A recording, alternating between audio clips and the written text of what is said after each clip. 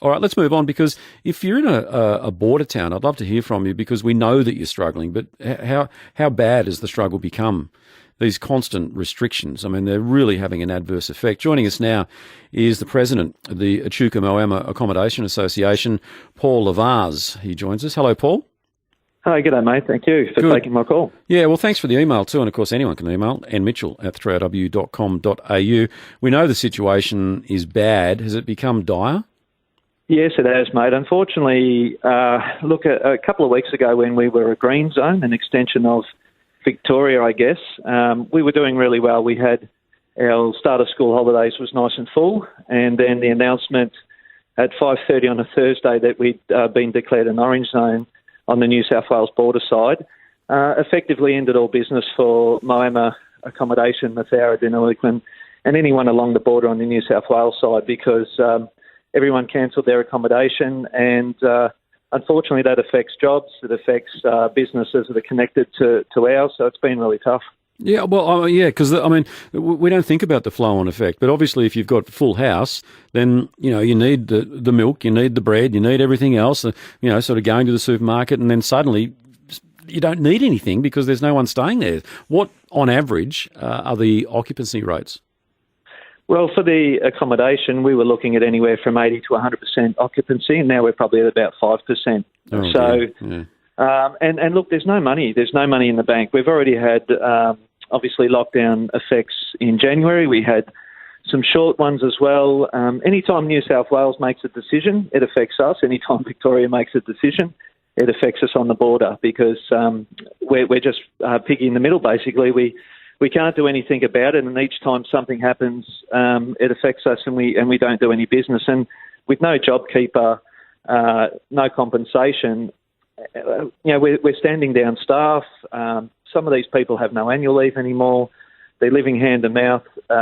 There is just no more support. And the thing that can get us up and going, and it's the thing I'm pleading that the government changes as quick as they can, is to make us a green zone again, make us an extension of Victoria, so people can come up here and enjoy a holiday at Echuca Moama or Albury, Wodonga, or anywhere along the border, and get us going again. Well, for the life of me, I can't work out why an orange zone became why a green zone became an orange zone literally overnight. It just does not make any sense at all. So, Paul, are you getting to a stage now where you're hearing from some of the hotel motel operators that it's just at a point now where they just have to walk away?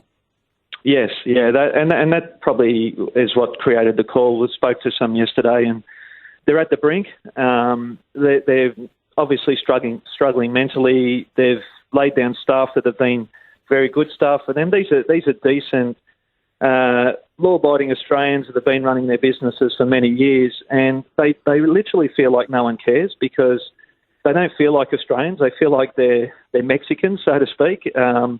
They're just not being treated fairly. So at the end of the day, look, we're at a situation now where people are going to have to walk away from their business. We're going to have people lose their homes. Any equity that they've got, they've refinanced already. As I said, with no JobKeeper, there are people who are going to lose their jobs. So it's at a crucial juncture now. But one simple thing can change that. They make us green tomorrow, and we will have people from Melbourne, Geelong, Ballarat, the rest of Victoria booking back in for a holiday, because there aren't a lot of places to go, obviously, around the world and around Australia. So we can actually do well out of it, and we can recover ourselves, but we can't just sit and wait. And as you were speaking before, we're going to be living with COVID for a while now, so we need to start making some common sense decisions. We can't just be making state decisions. There are people in between these states that are suffering. All right. And more people can go to the footy, Paul.